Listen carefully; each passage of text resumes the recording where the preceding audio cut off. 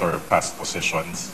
Well, the first five projects, or the first five cases that were filed with the, or referred to the Office of the Ombudsman and now subject of preliminary investigation, cover cases on ghost projects, no, flood control projects in the first district of Bulacan.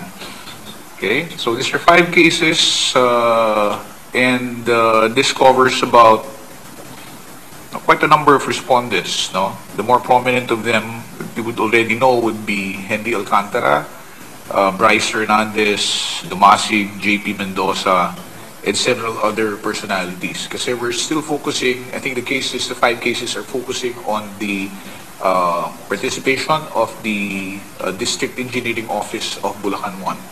So sila muna yung subject nito mga cases na to, as this involves also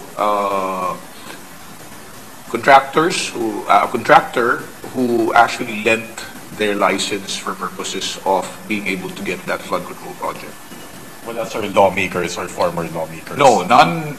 As we announced also during the time when we refer the case to the Office of the Ombudsman, there is no lawmaker yet, neither a congressman or a senator, who is included in the charges that are being subjected to a preliminary investigation.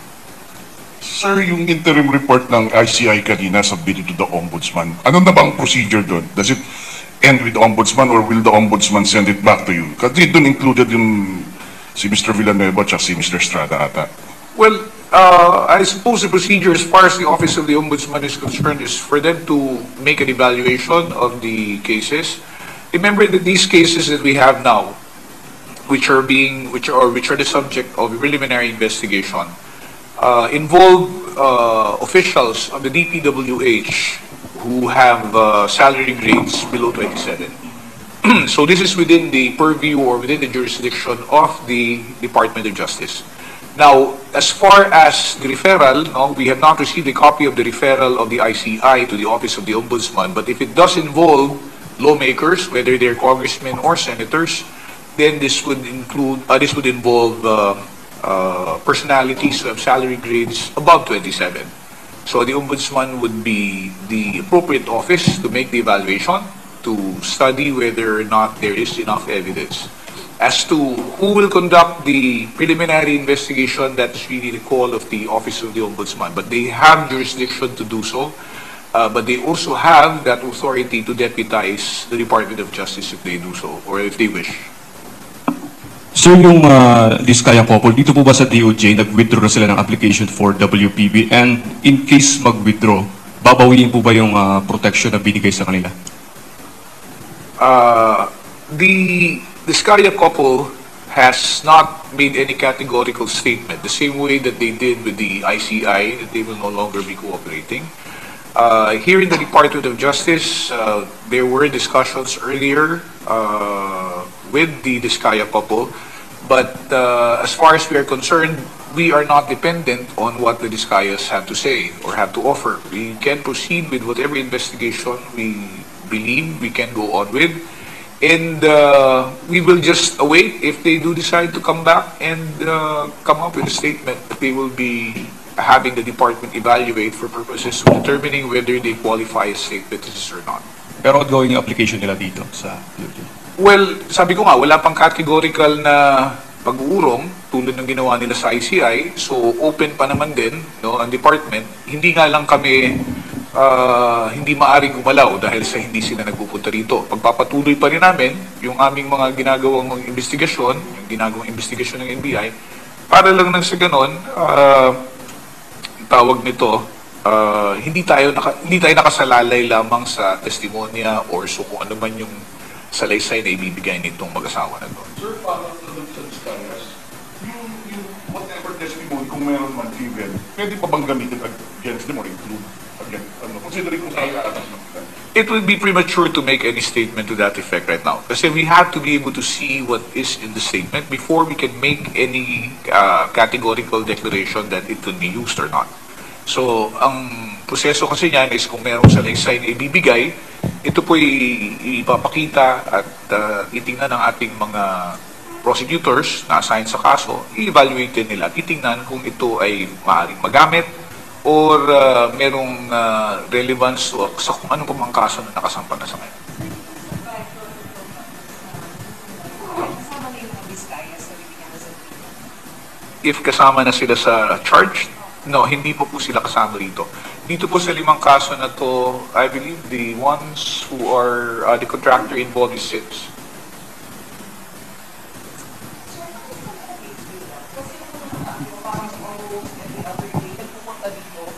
Nagpupunta dito yung mga Diskaya and yung iba pang involved na personalities. Pero parang recently, hindi na sila madalas pumunta. And yung evaluation sa application nila for state witness. Hindi mo lang sila nakikita pero nagpupunta sila. Actually, merong mga patuloy yung ating ginagawang pakikipag-ugnayan doon sa ibang mga testigo. Kasi hindi lang naman po tayo nakasentro doon sa mga Diskayas, no?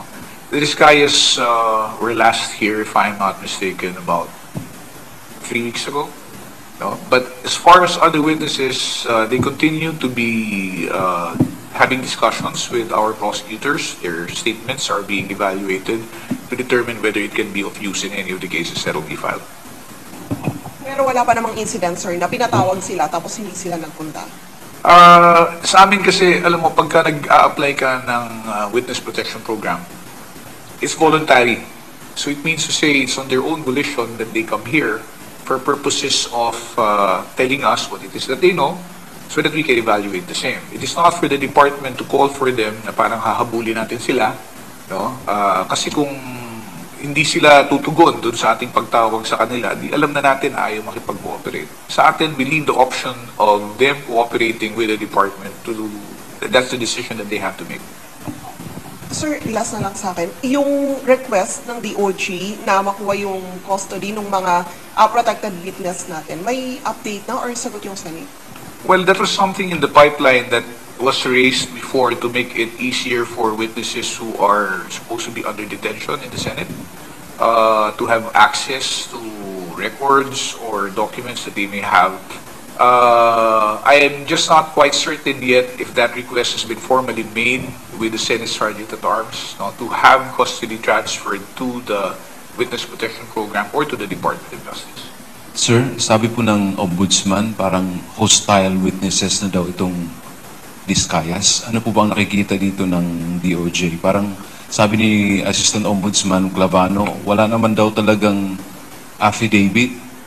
Sino pa ang salaysay itong mga Diskayang nakuha ang DOJ? Thank you for your question, sir. We'd like to clarify that the powers and competence of the Ombudsman is independent of that of the DOJ. Magkaiba po yung assessment namin ng evidence of the affidavits by the would-be witnesses with the applicants for state witnesses. When the Ombudsman say that the witness has been rendered hostile, we have to make a distinction between a hostile witness legally, as defined under the rules of court, and maybe a hostile witness loosely used in saying na hindi na po cooperative yung witness na to sa sinasagawa nilang investigation or evaluation. So again, it's a clarification of what hostile witness is under the law and hostile witnesses as being uncooperative generally. But we want to emphasize na iba po yung, again, iba yung evaluation ng DOJ with respect to that of the Ombudsman. In the same way that the cases regarding flood control are different from the ones filed here with the ones filed there. Okay, as far as we're concerned, the Ombudsman deputized us to conduct preliminary investigation with respect to the 5 cases already mentioned. There are other pending cases with the Ombudsman of which the DOJ currently has no jurisdiction over. Siguro idagdag ko na rin lang, no, yung when you say hostile kasi yung sinasabi ng Office of the Ombudsman. Remember, hostility means that one does not want to cooperate. No? We do not know what arrangement has been made by the Diskayas with the Office of the Ombudsman, no? Or if they have been called or summoned to appear in any investigation there. Now, yung dito naman sa department kasi, we cannot ascertain yet whether there is hostility up until we see the statements that they have to say. Liwanagin din po namin na hindi po kasi yan ibig sabihin o nangangahulugan. Kung ikaw ay magbibigay na ng salaysay, agad-agad makakapag-desisyon ang department kung ikaw ay ituturing ng isang state witness o hindi. Kaya nga po kailangan na masuri muna ng mabuti itong mga salaysay na ito upang makita ito ba'y may kahalagahan, kaya ba nitong isubstantiate lahat ng allegations. Remember, it's very easy to mention names, but simply because one mentions a lot of names does not mean that automatically they would qualify already. There are so many details that have to first be ascertained for us to determine whether there is basis to include the names that were mentioned. So, sabi ko nga ho, it's not simply a matter of magbanggit ka ng pangalan, kailangan ilahad mo rin yung mga specifics nito. Tulad ng, halimbawa, pag binanggit yung pangalan ng isang politiko, saan mo siya nakatransaksyon, patungkol sa kung anong proyekto, magkano ang involved, magkano ang naibigay ninyo, magkano ang naging parte ninyo, diba? Paano ang naging bigayan nito, saan ito ibinigay, paano ito ibinigay. All these details have to be made available for us to ascertain whether or not the person referred to really should be included in any of the charges that will be filed later on. Hello po, sir. May update po ba kung may nadagdag sa mga nag-a-apply ng state witness? Because 5 days ago, the Ombudsman said Bryce Hernandez is no longer seeking to be a state witness.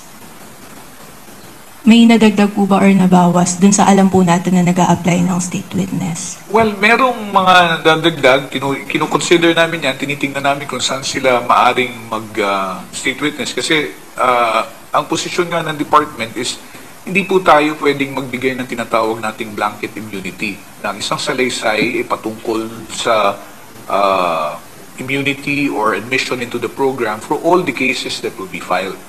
Now, there are the names of whom I cannot disclose at this time, but I think the declaration that Bryce Hernandez is not applying as a state witness anymore is because there is an acknowledgement on the part of Mr. Bryce Hernandez from the very start na aminado naman ako naging kabahagi ako nito, di ba?